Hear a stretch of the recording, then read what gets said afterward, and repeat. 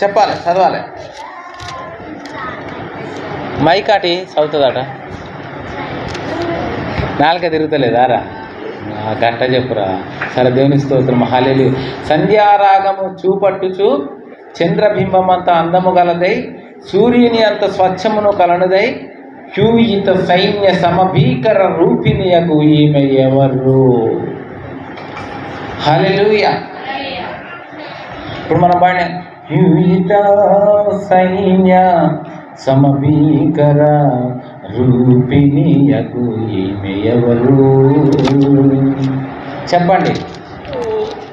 ఎవరు అంటే ప్రియుడు అంటే అమితంగా ప్రేమించేవాడు. హల్లెలూయా. ప్రియుడు అంటే ఎవరండి? అమితంగా ప్రేమించేవాడు. మనము ప్రేమించే వ్యక్తిని మనం ఏమంటామంటే వరుడు. దీన్ని ఏమంటారంటే పరమ గీతం, పరమ గీతములు అంటారు. దీనికి ఎక్కడ ఉందని ఫస్ట్ స్టార్టింగ్లో పరమ గీతం ఏమన్నాండి? ఏ అధ్యాయం ఇది? పరమ గీతము. పరమ గీతం అంటే ఈ యొక్క ఆ పరలోక దేవునికి, ఆ పరలోక రాజ్యమునకు, ఆ యొక్క పరలోకానికి సంబంధించిన గీతం, దాన్నే పరమ గీతం. అందుకని దీని పరమ గీతములు. అసలు అన్ని గీతాలలో అన్ని గీతాలు అన్ని పాటలు అన్నీ ఉన్నాయి, కానీ పరమ గీతం అనే పాట ఉందా? పరమ గీతం అనే పాట ఉందా? అందుకనే ఇది పరమ గీతం. ఇది పాట.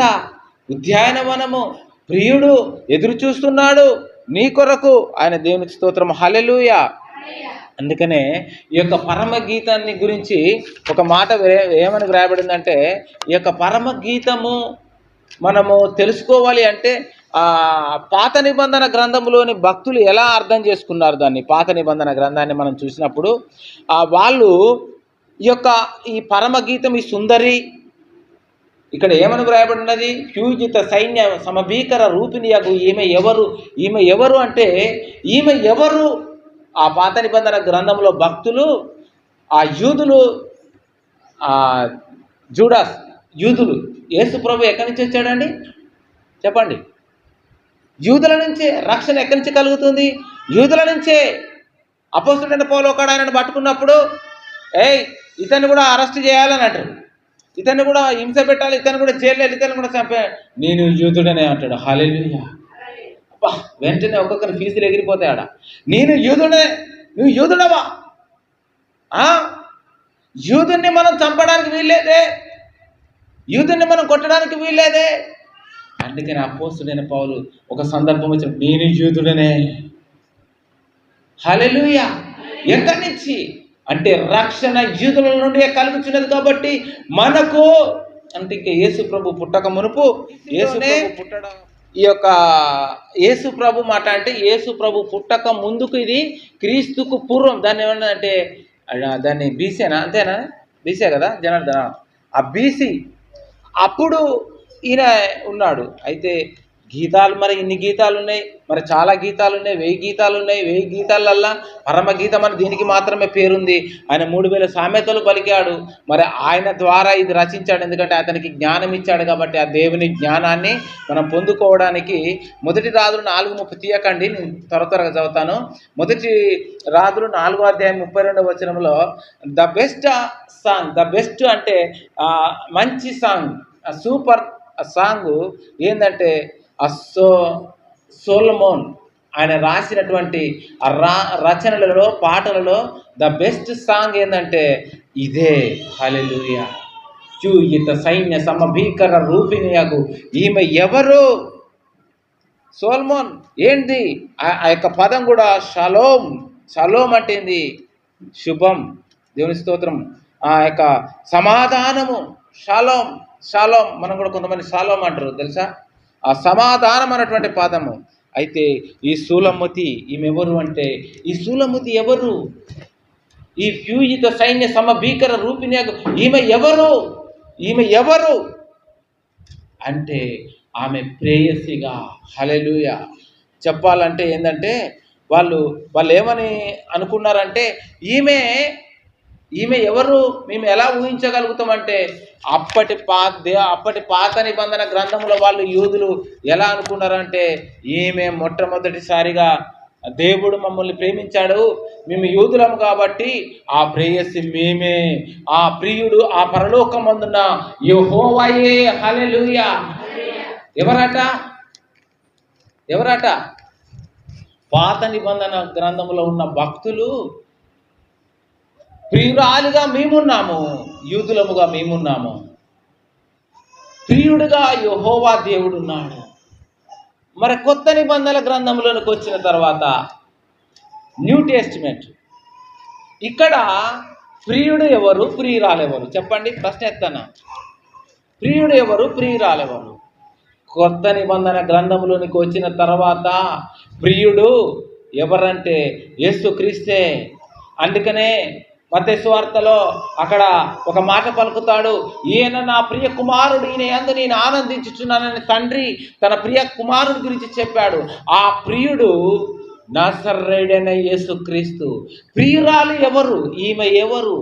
యోగిత సైన్య సమభీకర రూపిణియకు ఈమె ఎవరు అంటే ఈమె సంఘము, వధువు సంఘము. హల్లెలూయా. గట్టిగా చప్పట్లు కొడదాం. ఎవరండి? వధువు సంఘం అంటే మనమే. మరి నీ స్త్రీని కాదా, నేను పురుషుణ్ణి కదా అంటే నువ్వు కూడా వధువే. ఇక్కడ స్త్రీ పురుష భేదము లేదు, లింగ పురుష భేదము లేదు, స్త్రీలింగ పురుష భేదము లేదు. ఎందుకంటే నీవు వధువే. ఆ యొక్క ప్రియుణ్ణి ఎదుర్కోవడానికి నువ్వు సిద్ధంగా ఉన్నావు. ఆ ప్రియుడు తలుపు తట్టుచున్నాడు. ఎవడైనా నువ్వు తన స్వరం విని తలుపు తీసినట్లా నేను అతనిలోనికి వస్తానని ఆయన తలుపు తట్టుతా ఉన్నాడు. ఆ ప్రియునికి తలుపు తీయడం లేదు. హల్లెలూయా. ఆ ప్రియునికి ఏం చేయడం లేదట? తలుపు తీయడం లేదు. ఆ ప్రియుణ్ణి మనం రానియడం లేదు. ఆ ప్రియుణ్ణి ఇష్టపడడం లేదు. ఆ ప్రియుడు వచ్చాడట, ఆ ప్రేయసిని పిలుస్తూ ఉన్నాడట. ఆ ప్రేయసి అనుకుంటుందట, ఇదంతా వాక్యంలోనున్నది, ఇదిగో మంచిగా ఆయన వచ్చాడు, ఆయన వచ్చినప్పుడు కాసుకొని కూస్తున్న జనాలు ఉన్నారు, వారు ఈమెని అల్లరి పట్టించారు. ఎందుకంటే ప్రియుడు వచ్చినప్పుడు ఈమె తలుపు తీయలేదు అంటే అల్లరి పట్టించాడంటే ఈ యొక్క లోకంలో, సాతాను యొక్క లోకంలోనికి, ఆ సాతాను యొక్క సమాజంలోనికి, ఆ యొక్క వ్యక్తులలోనికి వీళ్ళు పట్టబడుతూ ఉన్నారంటే దేవుడు పిలిచినప్పుడు రానప్పుడు దేవుడు కూడా ఒక మాట చెప్తున్నాడు గ్రంథంలో. ఆయన ఏమంటాడు తెలుసా? నేను పిలిచినప్పుడు నువ్వు రాలేదు, నీవు పిలిచినప్పుడు నేను రాను అంటాడట. చూసారా? ఆయన సమీపముగా, ఆయన ప్రభువు మనకు సమీపంగా ఉండగానే ఆయనను వేడుకోనండి. ఆయన సమీపంగా ఉన్నప్పుడే రండి. ఆయన పిలిచినప్పుడు ఆయనను వెళ్ళాలి. కానీ నేను పిలిచినప్పుడు నువ్వు రానప్పుడు, నువ్వు పిలిచినప్పుడు నేను ఎందుకు వింటా? ఆ మాట ప్రభు అంటున్నాడు బైబిల్లో. ఆ మాట కూడా నేను నోట్ చేసుకున్నాను. దేవుని స్తోత్రం. హల్లెలూయా. కాబట్టి ఆయన రాడు. దేవునికి స్తోత్రం. హల్లెలూయా. కాబట్టి ఆయన మనం పిలిచినప్పుడు మనం ఏం చేయాలంటే ఆ పిలుపునకు లోబడాలి. మరి ఇంకొక విషయం ఏంటంటే ఆయన యూదులు ఉన్నారు కదండి, యూదుల గురించి చెప్పాను, క్రైస్తవుల గురించి చెప్పాను. ఒక రకమైన వాళ్ళు ఉన్నారు. వాళ్ళు ఏమంటారంటే, ఒకటేమో పాత నిబంధన గ్రంథం ప్రకారంగా యూదులం కాబట్టి మా రక్షకుడు, మా దేవుడు ఆయనే అనుకున్నారు. ఇంకొక రకమో ఏమనుకుంటారంటే, రెండవ రకం అంటే ఇప్పుడు మనము కృత నిబంధనలు ఉన్న న్యూ టెస్టిమెంట్లో ఉన్న మనం ఏమనుకుంటున్నాం? ప్రియుడు యేసుక్రీస్తు, ప్రియురాలు వధువు సంఘంగా మనం భావిస్తున్నాము. మూడో వ్యక్తులు ఎలా భావిస్తున్నారంటే, ఇది మనకు కాదు, ఇది మనకు కాదు, కానీ ఇది ఒక లవ్ స్టోరీ అని వాళ్ళు అనుకున్నారట. వాళ్ళు అనుకుని అంతకుముందు యూదులు కూడా స్టార్టింగ్లో, ప్రారంభంలో ఈ అధ్యాయాన్ని చదువుతున్నప్పుడు వాళ్ళు ఏం చేశారట అంటే, 30 సంవత్సరాల తర్వాతనే ఈ పరమగీతము ఇది చదువుకోవాలి. వాక్యం అంటాడు, ఈ యొక్క ఫైర్ని, ఈ యొక్క ఆ ప్రేమని, దాని పూర్తి అర్థం ఏంటంటే ఫైర్. ప్రేమకు పూర్తి అర్థం ఏంటంటే ఫైర్. ఆ మంటని ఆపడానికి విస్తారమైన నదులైనను సముద్రమైనను చల్లార్పజాలదట. చూసారా? నదులు కూడా చల్లార్చలేవట ఆ ఫైర్ని. ఎందుకు? అది ఆయన పాతాళమట. ఈర్ష అంటే పాతాళమంతా. ప్రేమ ఫైర్, అగ్ని. నీలో ప్రేమ ఉంటే సముద్రం కూడా దాన్ని చల్లార్చదు. గొప్ప గొప్ప నదులు ప్రవహించి వచ్చినా నీలో ఉన్న ప్రేమను చల్లార్చాలంటే ఈ లోకం నదులన్నీ కూడా ప్రేమను చల్లార్చజాలవు. అది అందుకనే దేవుడు ఏమంటాడంటే, అగాపే ప్రేమ. హల్లెలూయా. అది ఎంత పెద్ద ప్రేమ అంటే చాలా గొప్ప ప్రేమ. దేవునికి స్తోత్రం, హల్లెలూయా. అయితే ఇక్కడ పరమగీతములో మనం చూసినప్పుడు ఆయన ప్యూయిత సైన్య సమభీకర రూపిణి. ఈమె ఎవరు? ప్యూయిత సైన్య సమభీకర అంటే ఆమెని చూడలేరు, ఆమె ఎదుట ఎవరు తట్టుకోలేరు, వారి ఎదుట ఎవరు కూడా నిలబడలేరు. దేవునికి స్తోత్రం, హల్లెలూయా. ఎందుకంటే మనం చూసినప్పుడు ఒకసారి మనం చూస్తాం, బైబిల్లో రాహాబు అనే వేశ్య ఉన్నది. వీళ్ళు ఏం చేశారు? ఆ పట్టణాన్ని ముట్టినప్పుడు, ఇదిగో నువ్వు ఒక సంఘముగా ఉన్నావు, నువ్వు ఒక దేవుని బిడ్డగా ఉన్నావు. నువ్వు దేవుని బిడ్డగా ఉన్నప్పుడు నిన్ను చూసి శత్రువులు భయపడాలి. నువ్వు ఒక సంఘము, నువ్వు వధువు. అక్కడ రాహాబు భయపడ్డది. అవును, రాహాబు ఒక వేశ్య. ఆ పట్టణంలో ఉన్నప్పుడు, ఆ పట్టణాన్ని ముట్టడిస్తూ ఉన్నప్పుడు, ఆ పట్టణాన్ని కదిలిస్తూ ఉన్నప్పుడు, ఆ పట్టణాన్ని ముట్టాలి అనుకున్నప్పుడు, అమ్మా నిన్ను మేము కాపాడుతాం, కానీ నీ యొక్క ఏంటిదండి ఇంటికి ఎర్రగుడ్డ కట్టుకోమని చెప్పి, అంతేనా లేదండి? నిన్ను మేము కాపాడుతాం. ఎందుకో చెప్పనా? అక్కడ ఒక మాట జరిగింది. ఆమె అంటది, అయ్యా మీ దేవుడు సైన్యములకు అధిపతి అయిన యెహోవా, మీరు చేస్తున్నది యుద్ధం మీరు కాదు, మీరు అడుగు పెడితే మీది కాదు, యుద్ధము యెహోవాదే. అంటే మీ దేవుడు ఎలాంటి గొప్ప దేవుడు అంటే చాలా అద్భుతకరమైనటువంటి దేవుడు. మీ దేవుని పేరు చెప్తేనే మాకు వణుకు, మా వెన్నులో వణుకు పుడుతుంది. మీ దేవుని పేరు చెప్తే మేము తట్టుకోలేం. కాబట్టి అయ్యా నేను విన్నాను, మీ దేవుడు బలమైన దేవుడు, మీ దేవుడు గొప్ప దేవుడు, మీ దేవుడు సైన్యములకు అధిపతి. మీ దేవుని ఎదుట, మీ ప్రజల ఎదుట ఒక ఎర్ర సముద్రం వస్తేనే అది పాయలైపోయింది. ఎర్ర సముద్రం ఎదురొస్తే పాయలైపోయింది. అది ప్రైజ్ రాని చెప్పింది. హల్లెలూయా. దా స్వాగతం. ఈయనే ప్యూయిత సైన్య సమభీకర రూపిణియగు ఈమె ఎవరు? నీవు నీ ప్రియురాలిగా ఉన్నావు. నీ మీద ఏలు పెడితే చూస్తాడా? ఆయన నిన్ను టచ్ చేస్తే, ఎవరైనా నిన్ను టచ్ చేస్తే, ఆయన కన్నుని టచ్ చేసినప్పుడు అంటాడు, నీ మీద ఎవడైనా చూస్తే చాలు వాని సంగతి కళ్ళు తీసేస్తానంటాడు. అట్లా ప్రేమిస్తానంటాడు. సూర్యుని అంత అందమును స్వచ్ఛమును కలునై చదివిన సంధ్యారాగము చూపట్టుచు చంద్రబింబం అంత అందము కలదై సూర్యుని అంత స్వచ్ఛమును కలనదై ప్యూజిత సైన్య సమభీకర రూపిణి. సూర్యుని అంత స్వచ్ఛమును. సూర్యుడు ఎవలండి చెప్పండి? సూర్యుడు ఎవలండి? ఇట్లా నెత్తికి కొన్నాడు. సూర్యుడు ఎవరు? మన కొరకు ప్రకాశించడానికి ఉన్న ఆ సూర్యుడు కొన్ని కోట్ల కిలోమీటర్ల దూరం ఉన్న ఆ సూర్యుని దగ్గరికి వెళ్ళాలంటే లక్షల కిలోమీటర్లు ఉన్నప్పుడే చచ్చిపోతాడట కాలి. ఏందట? అక్కడికి వెళ్ళాలంటే నువ్వు లక్షల కిలోమీటర్ల దూరం ఉన్నప్పుడు వీడు కాలిపోతాడు.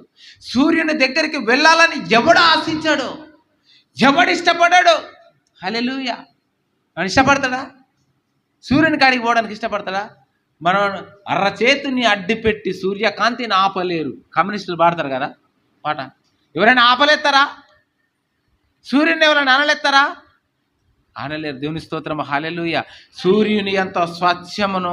సూర్యుడు ఎలా ఉదయకాంతిలో ఉదయ రేఖలు ఎలా ఉదయకాలము సూర్యుడు ఉదయిస్తున్నప్పుడు అన్ని నీడలు ఉంటాయి తెలుసా? నీడలు ఉంటాయి.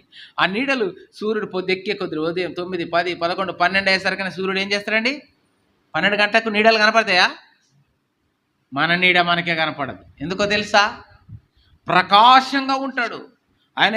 మనకు ఉన్నటువంటి ఆ చీడ, మనకున్నటువంటి ఆ పీడ, మన మీద ఉన్నటువంటి ఆ నీడలు, మన మీద ఉన్నటువంటి ఆ భయంకరమైన నీడలు గెట్ అవుట్, వెళ్ళిపోతాయి.